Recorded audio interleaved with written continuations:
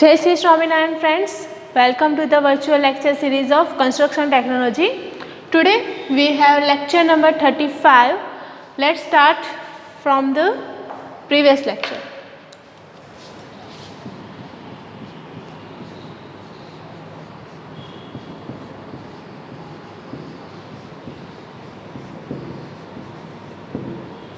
Previous lecture and previous week we have studied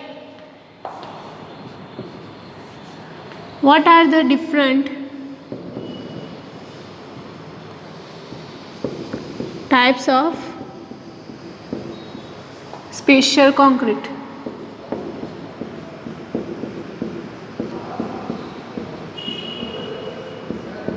right, special concrete કયા કયા ટાઈપ્સમાં હોય છે અને એમાં શું ઇન્ક્લુડ થાય છે એ સાથે આપણે જોયું હતું તો કે difference between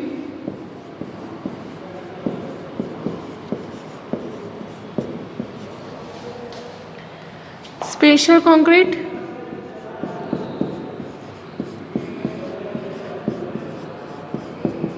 and ordinary concrete.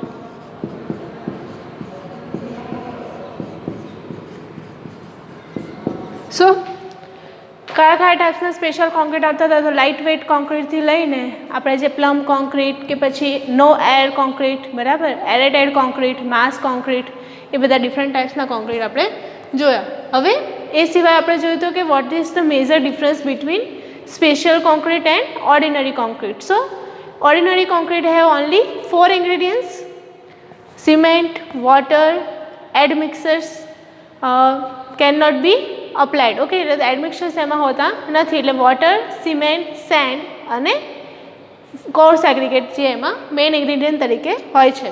જ્યારે સ્પેશિયલ કોન્ક્રીટની અંદર આપણે 5th ઇન્ગ્રીડિયન્ટ એટલે કે એની પ્રોપર્ટીઝને એન્હાન્સ થાય એના માટે આપણે એમાં એડમિક્સર્સનો એડ કરતા હોઈએ છીએ. Now in this lecture we will see the different techniques for the concreting. બરાબર, કોન્ક્રીટને ટેન્શન્સમાં આપણે એને લઈ શકીએ એના માટે આપણે કઈ કઈ ટેકનિક્સનો યુઝ કરી શકીએ એ જોઈએ. સો in today's lecture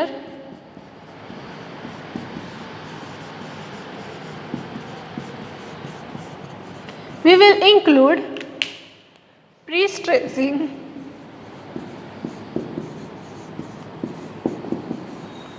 of concrete. બરાબર, પ્રી-સ્ટ્રેસિંગ ઓફ કોન્ક્રીટ કેવી રીતે થાય છે, બરાબર, અને શું છે એ આપણે જાણીએ.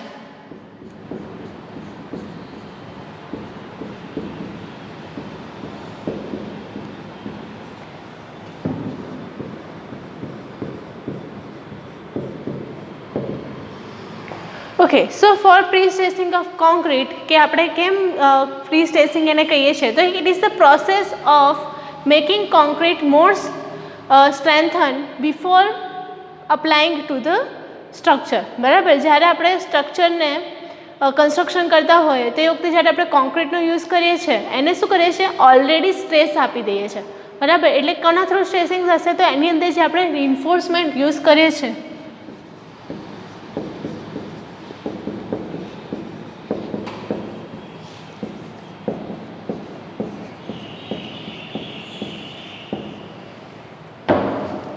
રિન્ફોર્સમેન્ટ જે યુઝ કરીએ છીએ, બરાબર, તો એના થ્રુ આપણે એની અંદર સ્ટ્રેસિંગ આપણે આપી શકીએ છીએ.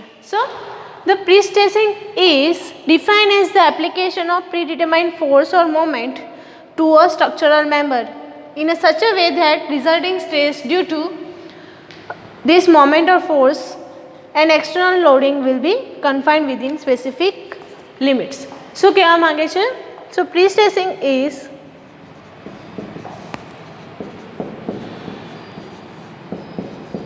is defined as providing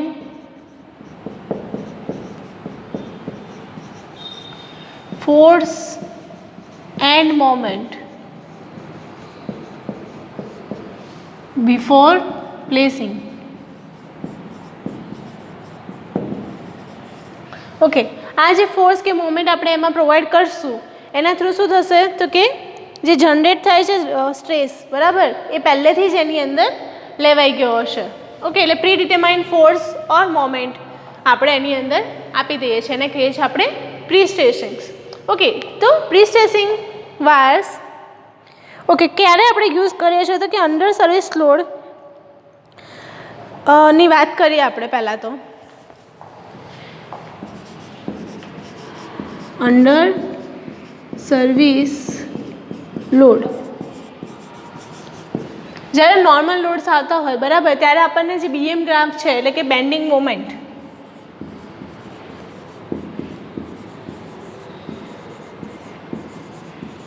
A always કેવી મળે છે? નેગેટિવ પોર્શનમાં, બરાબર, કે આપણે જે ગ્રાફ મળે છે કેવો મળે છે? જ્યારે બી આપણે એને ડ્રો કરીએ તો એ નેગેટિવ મોમેન્ટમાં આપણને મળે છે, એટલે કે કોમ્પ્રેશન એટ ટોપ અને ટેન્શન એટ બોટમ આપણને જનરલી મળતું હોય છે.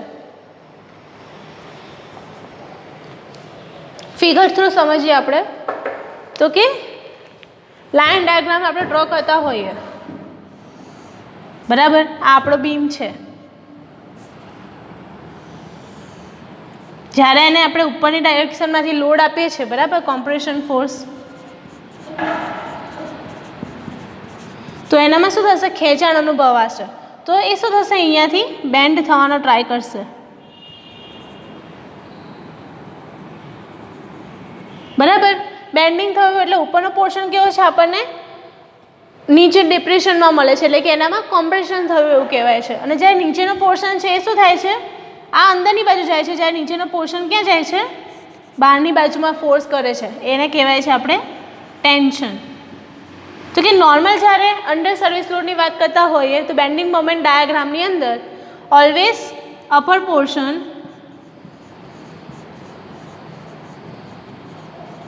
In compression and the lower portion always feels tension. તો એના કારણે આપણું જે લોડિંગ છે, બરાબર, તો એ નીચેના આપણો કોન્ક્રીટ કેના માટે બનેલો હોય તો કે કોમ્પ્રેશન લેવા માટે, બરાબર. તો એની અંદર જો ટેન્શન જનરેટ થશે તો ત્યાંથી આપણો બીમ તૂટવાના ચાન્સીસ રહેલા છે, બરાબર. તો પ્રી સ્ટ્રેસિંગ આપણે જે પ્રોવાઈડ કરીએ છીએ તો એના કારણે આપણો જે ગ્રાફ જે છે એ શું થાય છે? એ હોગિંગ બીએમ, એટલે ઓલરેડી આપણે એને સ્ટ્રેસિંગ આપી દીધું હશે, બરાબર. અહીંયા પોર્શનમાં આપણે ઓલરેડી એને શું કરી નાખ્યું છે? અહીંયાથી સ્ટ્રેસિંગ પ્રોવાઈડ કરી નાખેલું છે ઓલરેડી. એ શું થશે? તો એને જેટલો પણ લોડ જોઈતો તો એ લઈ લેશે. તો વધારાનું જે કોમ્પ્રેશન આપશે એના કારણે એ શું થશે? જ્યારે પણ એ રિલીઝ થશે લોડ, એના કારણે એ આપણને ઉપરની ડાયરેક્શનમાં ધકેલશે આપણા બીમને, એટલે બંને ઇક્વલ પોર્શનમાં થઈ જશે, એટલે આપણો બીમ જે છે એ સ્ટેબલ કન્ડિશનમાં રહી શકે. ઓકે, અગેન એક ફરીથી ફિગર ડ્રો કરીને સમજાવું તો કે જ્યારે આપણે બીમની વાત કરીએ છીએ કેવા પ્રી સ્ટ્રેસિંગ કરેલા, બરાબર. પ્રી સ્ટ્રેસિંગ એટલે કે આપણે શું કરી નાખ્યું છે? એવા સળિયા પ્રોવાઈડ કરી દીધા છે જેના થ્રુ એ શું થતું હશે? એનામાં ઓલરેડી સ્ટ્રેસ આવી ગયો છે, બરાબર. તો જ્યારે પણ આપણે કોમ્પ્રેશન આપીશું તો શું થશે? અહીંયાનો જે સ્ટ્રેસ કરેલા બાર્સ છે એ પોતાનું સ્ટ્રેસ રિલીઝ કરશે, એટલે ઢીલા થશે, બરાબર. તો એના કારણે આપણી જે મોમેન્ટ નીચેની ડાયરેક્શનમાં આવે છે એની જગ્યાએ એ આપણને ઉપરની ડાયરેક્શનમાં ખસેડશે. ઓકે, તો બંને ઇક્વલ અને ઓપોઝિટ ડિરેક્શન્સના કારણે આપણી મોમેન્ટ કેવી થઈ જાય છે? 0. એટલે એનામાં કોઈ જાતનું એમાં ટેન્શન કે જો કોમ્પ્રેશન ટેન્શન જનરેટ થતું નથી. અક્ષીયલ કોમ્પ્રેશનમાં જ આપણું બીમ રહેલો હોય છે. Okay, so this is the method for the prestressing of concrete. પણ એને કઈ રીતે આપણે પ્રી સ્ટ્રેસિંગ આપી શકીએ એ જોઈએ હવે.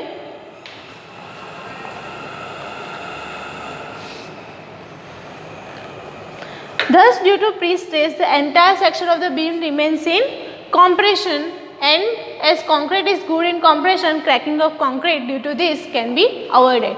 Okay, જેમ મેં કીધું એમ કે આપણે જે સ્ટ્રેસિંગ આપણે પ્રોવાઈડ કરીએ છીએ એના કારણે કોન્ક્રીટ ગુડ કેમાં છે? કોમ્પ્રેશનની અંદર. તો એના કારણે આપણે એનું બ્રેકિંગ થતાં અટકાવી શકીએ છીએ. ઓકે, હવે જોઈએ vote are the advantages of pre stress concrete.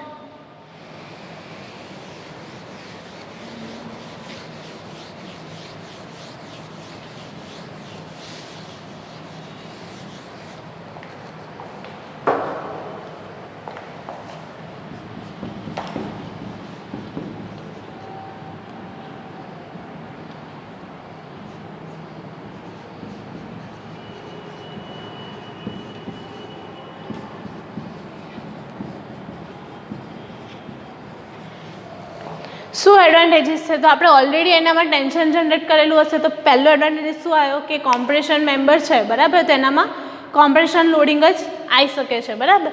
એ સિવાય ફ્રી ફ્રોમ ટેન્શન ક્રેક્સ, મેં કીધું એમ કે જ્યારે આપણો બીમ હશે, ઓકે, એનામાં કોઈ પણ જાતના ચેન્જીસ થયા હશે,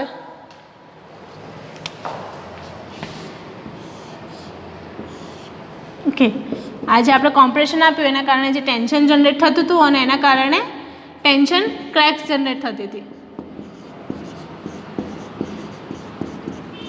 it can be removed.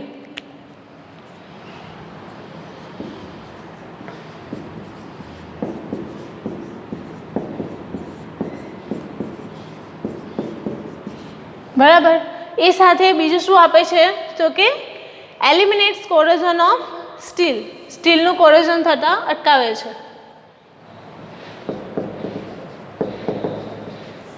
Corrosion એટલે કે એનું ખવાણ થતું.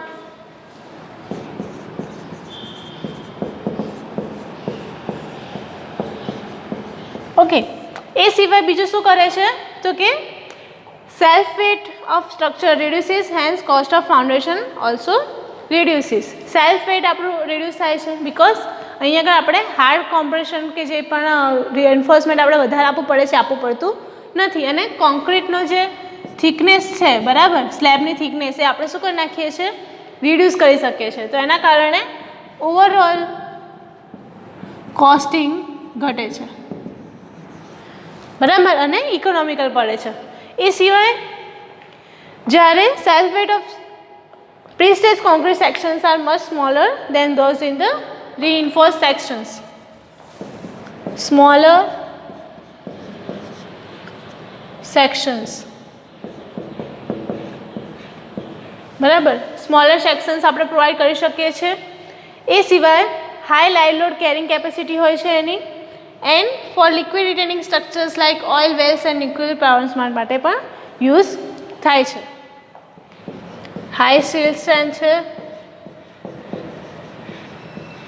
પછી લિક્વિડ કે જેની પર કન્ટિન્યુઅસલી એની સરફેસ ઉપર ફોર્સ આવતો હોય, બરાબર, કોમ્પ્રેશન ફોર્સ કન્ટિન્યુઅસલી એની સરફેસ ઉપર આવતો હોય તો એ કન્ડિશનમાં યુઝ થતું, like liquid reactions of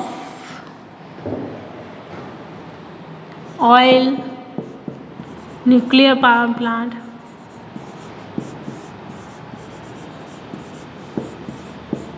et cetera, બરાબર, એ બધા માટે પણ યુઝફુલ છે. Now what are the disadvantages of this technique? તો કે it requires high strength concrete,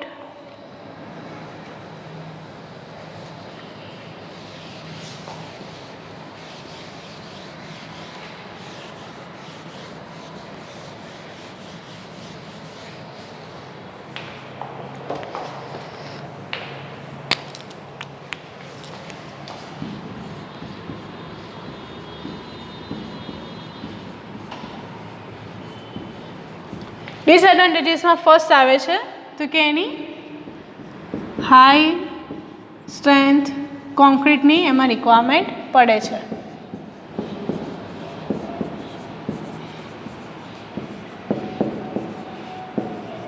બરાબર, એટલે હાઈ સ્ટ્રેન્થનો કોન્ક્રીટ આપણને જોઈતો હોય તો એ વાઇઝ આપણે જોવા જઈએ તો જ્યારે નાના સેક્શન્સ પ્રિપેર કરવાના હોય તો એ કન્ડિશનમાં આપણું કોસ્ટિંગ વધી જાય છે. પણ જ્યારે તમે હાઈ રાઇઝ સ્ટ્રક્ચર્સની વાત કરતા હો, વધારે કન્સ્ટ્રક્શન કરવાનું છે તે કન્ડિશનમાં આપણને થોડું ઇકોનોમી પડે છે.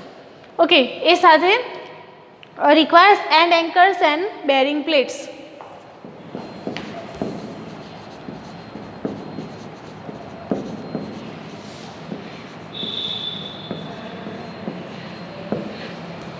And bearing plates.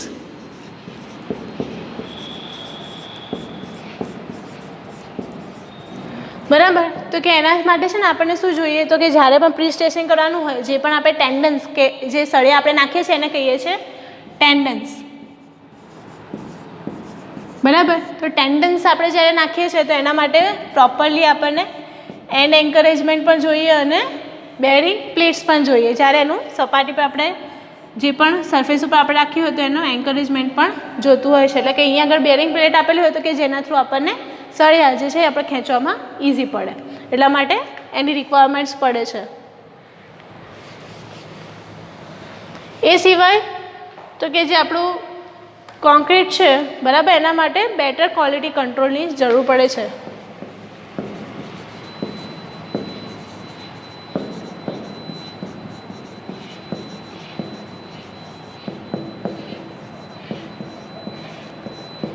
Okay, better quality control require જોઈએ છે, એટલે કે એના માટે કોન્સ્ટન્ટલી આપણે એની પર ધ્યાન આપવું પડે કે આપણો કોન્ક્રીટ અને જે આપણા બાર્સ છે પ્રોપરલી સ્ટ્રેચ થાય છે કે નહીં.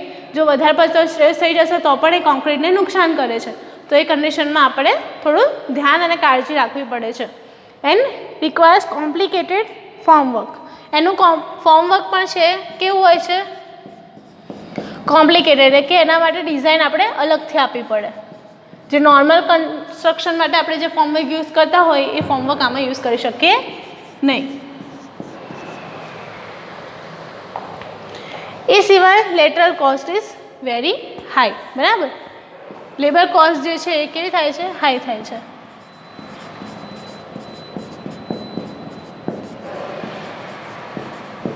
સો આટલી આપણે રિક્વાયરમેન્ટ શું છે તો કે પ્રી સ્ટ્રેસિંગના એડવાન્ટેજીસ અને ડિસએડવાન્ટેજીસ. એ સાથે ડિફરન્ટ ટાઈપ્સ ઓફ પ્રી સ્ટ્રેસિંગ કયા કયા છે, તો બે ટાઈપના પ્રી સ્ટ્રેસિંગ થાય છે. એક તો છે પ્રી ટેન્શનિંગ અને બીજું છે post tensioning.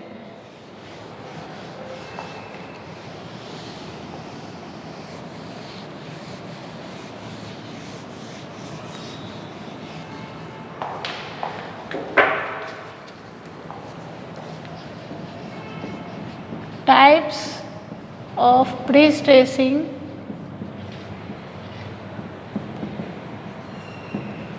One is pre-tensioning,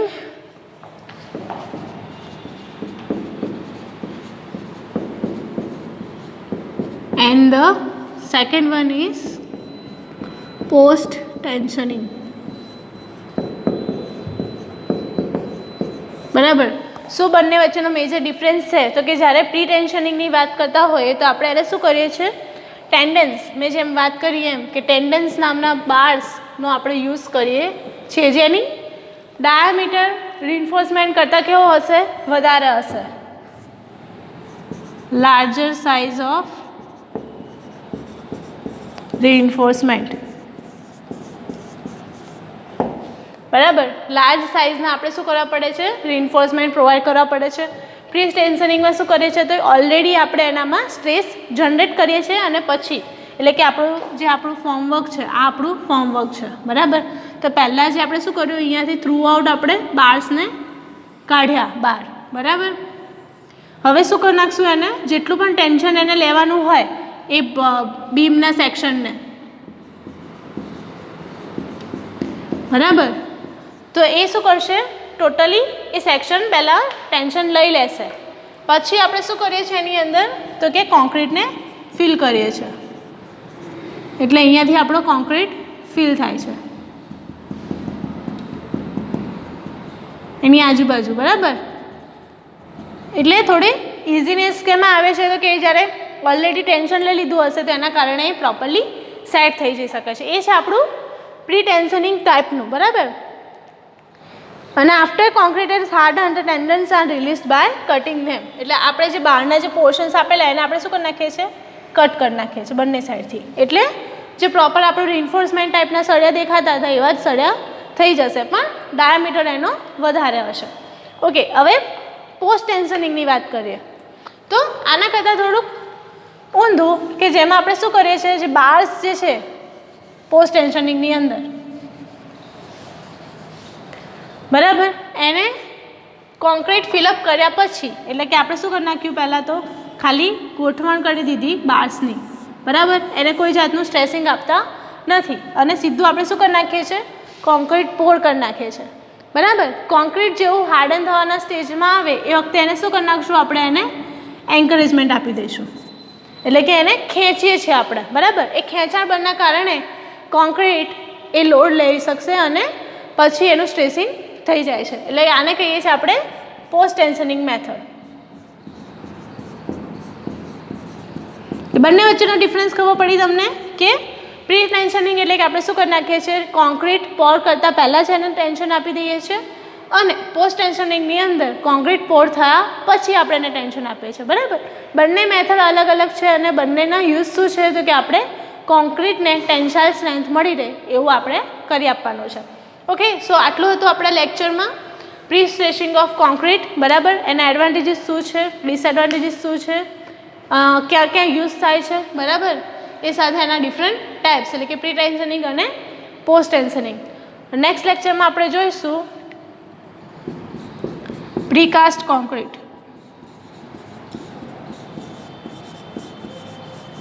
બરાબર. જે કોન્ક્રીટ આપણે ઓલરેડી સાઇટની બહાર એટલે કે કોઈ પણ ઇન્ડસ્ટ્રીઝમાં આપણે જ્યારે એને કન્સ્ટ્રક્ટ કરીને સાઇટ પર લાવતા હોય એને આપણે કહીએ છીએ પ્રીકાસ્ટ કોન્ક્રીટ. તો એ આપણે કેવી રીતે બને છે એ જોઈશું. ઓકે, તો આજનો ક્વેશ્ચન છે તમારો કે what are the different types